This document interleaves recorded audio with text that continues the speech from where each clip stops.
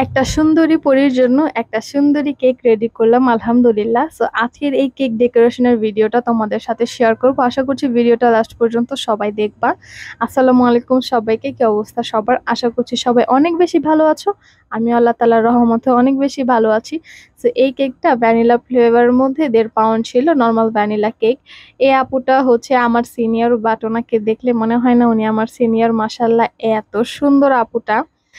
তো এই কেকটা হচ্ছে আপু তার বার্থডের জন্য আমাকে অর্ডার করে। অবশ্য তাদের প্ল্যানিং ছিল অন্যরকম, বাট ওই দিন এত বেশি বৃষ্টি ছিল যার কারণে হচ্ছে ওনাদের যে যা প্ল্যানিং করে রেখেছিল আসলে ওই প্ল্যানিং মতো কাজ হয়নি। তো হইলে হয়তো বা আপু আর অনেক সুন্দর সুন্দর কেকের ছবি আমার সাথে শেয়ার করতে পারতো। যাই হোক, তারপরেও কিন্তু আপুর কেকের ছবিগুলা, আপুর ছবিগুলা মাশাআল্লাহ অনেক সুন্দর আসছে। ইভেন আপুর ফ্যামিলির সবাই কেকটা টেস্ট করেছে, অনেক বেশি প্রশংসা করেছে। আপনাদেরও কারো প্রয়োজন হলে কিন্তু অবশ্যই যে কোনো ফ্লেভারের যে কোনো থিমের কেক আপনারা হচ্ছে অর্ডার করতে পারেন, কাস্টমাইজ। সো এই কেকটা আপু হচ্ছে হোয়াইট আর ব্ল্যাক এর মধ্যে নিতে চাচ্ছিল, কারণ আপুর ড্রেস কোড ছিল হোয়াইট অ্যান্ড ব্ল্যাক। তো আমি আপুকে বলেছিলাম যে আপু ব্ল্যাক কালারটা হচ্ছে ক্রিমটা মুখে লেগে যাবে, হাতে লেগে যাবে।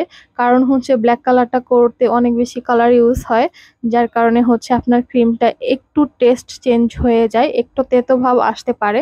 তো আপুকে বলেছিল যে কোনো সমস্যা নাই, আমি যখন কাটবো উপর থেকে হচ্ছে খাবারের সময় ব্ল্যাক কালারটা আমি উঠায় নিয়ে তারপরে খাবো।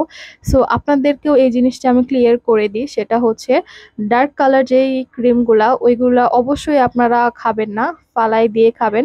যদি খান কোনো ক্ষতি নেই, বাট হচ্ছে এটা হাতে মুখে কালারটাও লেগে যাবে, হালকা তিতও লাগতে পারে।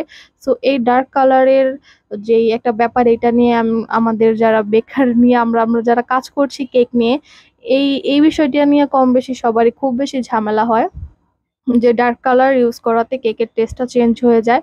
অনেক কাস্টমারই হচ্ছে কমপ্লেন করে যে কেকটা তো মজা, বাট ক্রিমটা এমন কেন। তখন হচ্ছে আমরা কিছু কাস্টমারদেরকে বোঝাতে পারি, বাট অনেকজনকে বোঝাতে পারি না। সো আগে থেকে হচ্ছে আমি এই জিনিসগুলো ক্লিয়ার করে নিই যে আসলে ডার্ক কালার ইউজ করতে বলেছেন, আপনাদের থিম অনুযায়ী আমরা করে দিব।